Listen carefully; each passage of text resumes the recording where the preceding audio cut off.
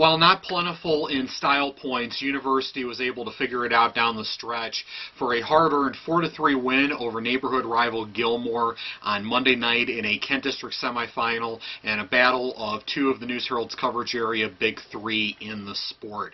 Gilmore made this a dogfight for 2.5 periods, and that's exactly what they needed to do. They needed to be physical on the puck, needed to come out with a lot of energy and get a good goaltending performance from Michael Bridges. And for 2.5 periods, everything worked according to plan.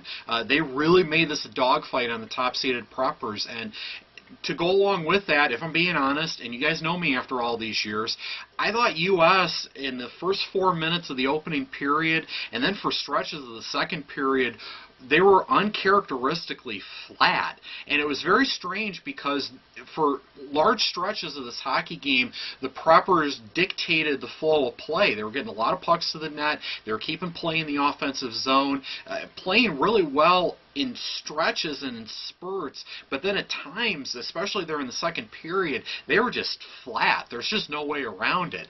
But the sign of a good hockey team, much like we talked about after that Walsh-Jesuit Cleveland Cup game, was the ability to figure it out when you need to. Good teams figure it out, grind it out, and they're able to move on to the next day. And they got a good performance there in the third period to stave off the Lancers. They get 2 goals down the stretch to finish off that comeback bid there. Nice redirect by Evan Kruger to make it a 3-3 hockey game. And then the eventual game winner there on a power play by Jackson Johnson. Nice job there at the right bar to make it a 4-3 game. And there were some good individual performances here and there for the Preppers. I thought Robbie Angolia had a really nice game with 2 goals. Got that goal there in the opening period. Nice work with the wrister top shelf to make it a 1-0 game going into the second, and then gets that rebound opportunity there early in the third. And in addition to that, protecting the 4-3 lead down the stretch, Angolia had a pair of dumps out of his zone with Bridges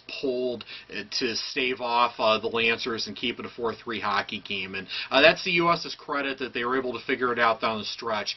Andre let them know in no uncertain terms between the second and third just how not well they were playing, and they responded to it, and that's to their credit. Good teams figure that out when they need to, and U.S. was able to figure it out. So going into that Kent District final on Friday, U.S.